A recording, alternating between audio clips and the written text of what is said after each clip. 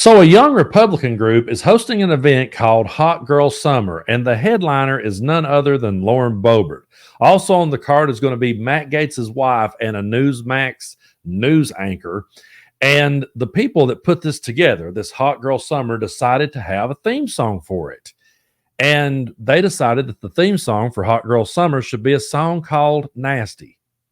Now, let's just put this into context. Lauren Boebert was caught on tape getting pretty frisky with her boyfriend at a Beetlejuice play. You guys remember this?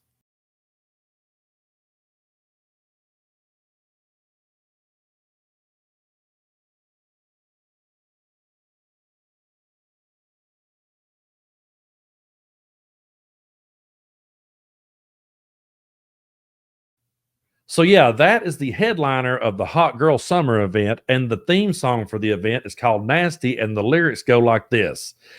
I've been a nasty girl. I've been a nasty girl. Is somebody going to match my freak? Is somebody going to match my freak?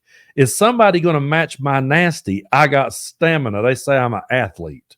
All I can say is who in their right mind thought it would be a good idea to use that song for an event that was headlined by Lauren Boebert? Have they never heard of damage control? Does the Republican Party even have a damage control department these days?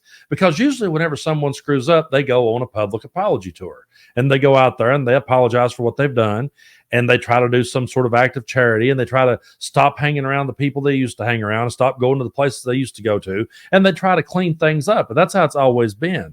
But these days, MAGA just leans into it and they embrace it. And the reason they do so is because their voters are cheering them on for doing it. Their voters love them for doing these outlandish things. They're not there for the ideas or the solutions or fixing our country's problems. That's not what they're there for. They're there to see them muddy the water and be agitators, and they're cheering them on like pro wrestling villains. That's what it is. They love them for doing wrong.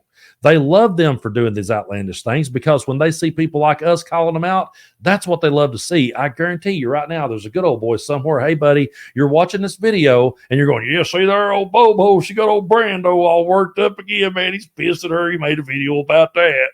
They love to see us get agitated at them being idiots, them acting like idiots. When we point out hypocrisy and call it out, they love the fact that we did it, and they don't care what it was that she did. They're not holding her accountable at all. So whenever you see Lauren Boebert apologizing, she knows she doesn't have to apologize to MAGA.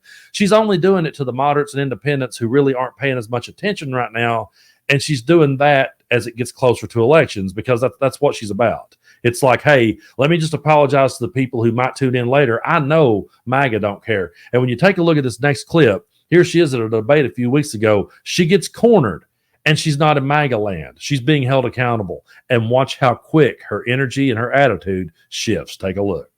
But do you want to talk about the theater thing? Sure. So, Kyle, I certainly have owned up to my night out in Denver.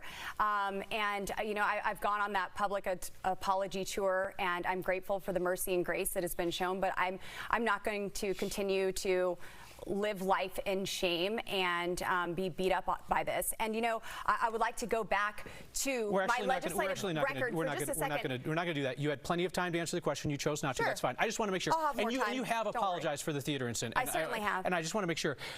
Did you apologize for the behavior that went on with you and your date and the vaping, or did you apologize, or pardon me, or did you apologize for lying to voters about what you did that night and the disrespect that you showed to service workers that night? What specifically were you apologizing for? I don't believe there was disrespect. There were things that were absolutely taken out of context. There's video of your interactions with service workers. I'm asking, right, are you apologizing for the lying to voters, or the business? It's been reported that I flipped someone off, and I did not. So, I mean, I think it's been very mischaracterized. I'm apologizing for you, Kyle Clark, getting footage and releasing that. And people seeing this in a very private moment. Certainly. It was very important to figure out whether you were telling the truth, you just had or an whether a interview public recently with agency was lying about your conduct. You just had an interview with CityCast Denver, and you were saying how disgusting it is to record someone without their knowledge. Let's talk about the use of earmarks in Congress. You did that very same thing in release. Did you see how quick that she turned it on him? Suddenly it was his fault for bringing it up. He's the bad guy now because he pointed it out, just like I said. And she said that was a very private moment. No, it wasn't. She was in a public theater with children present, and she was acting that way as a United States congressman. Now, I know there's going to be people that will watch my videos, the ones that just loves to watch because they hate my guts, and they'll say, well, Brando, we used to see you out at the dive bar, and you was playing in these places, and you was taking a different girl home every night. Who are you to criticize Boebert? If she'd have showed up at the bar, you probably would have took her home. Yeah, but I'm not running for Congress. I'm not claiming to be a role model. I'm not over here saying that, I'm a Christian and that I'm a minister and that everybody should bow and respect me. That's not what I'm doing.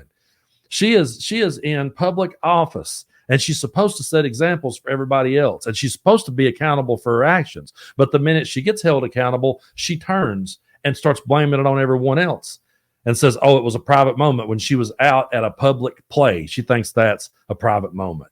They're so ridiculous. They're so over the top ridiculous, so over the top insane that it just gets crazier by the day.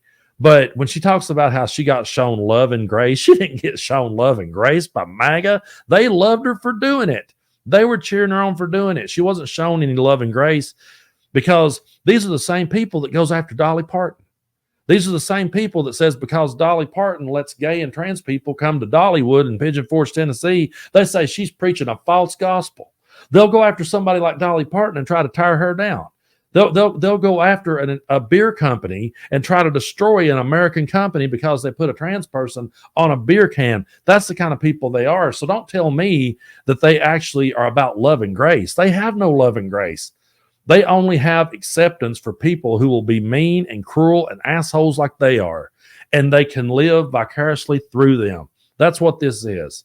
These people live vicariously through these characters, just like they do when they watch The Walking Dead and they think they're Daryl Dixon, or they watch the WWE and they think they're John Cena. Well, we can see you, John Cena. We can see straight through you, okay? It's so stupid that's where we're at in this world.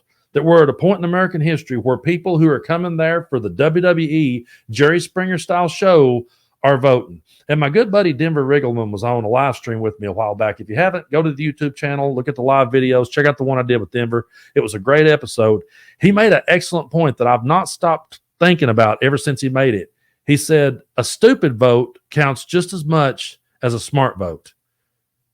And I never really thought of it quite that way. But if you put something to a vote, and the majority of stupid people shows up to vote, doesn't matter if they're stupid or not, the vote gets counted the same way. So these people are fired up and energized to vote. They think the last election was stolen from them, so they're going to come out balls to the wall this time, trying every trick in the book. And so that's why we have to stay energized, because we may have outsmarted them. We may have it all figured out, but if we don't get energized to get together and show up at the polls, people like Bobo's going to win. People like Bobo and MAGA is going to continue to be a thorn in our side. How much longer do we want to be sitting here talking about this? I know I don't. I have people say to me all the time, oh, you just love talking about Trump. What are you going to do when he's gone? Listen, it will be such a breath of fresh air to sit here and talk to you guys about something other than Donald Trump. I'll have the biggest blast doing it, and it won't matter to me if 10,000 people tunes in or 10. If just 10 of you is left when the dust settles and we're going, whew, I'll be like, thank God that's over. Just thankfully it's over. Thankfully it's done and done with. This has been the craziest time that I've ever lived through in my life. I didn't think we would ever be here, but we are. And we just have to keep pointing this stuff out and calling it out the best we can and realize that MAGA loves MAGA because of who they are. It's not about giving them a pass. They love them for doing these things, and they're going to vote. So if you decide to stay home on election day because you're mad at Joe Biden over one thing or another, or you decide to vote third party, just remember, a stupid vote counts just as much as a smart vote does. And we need all the smart votes we can get this go around.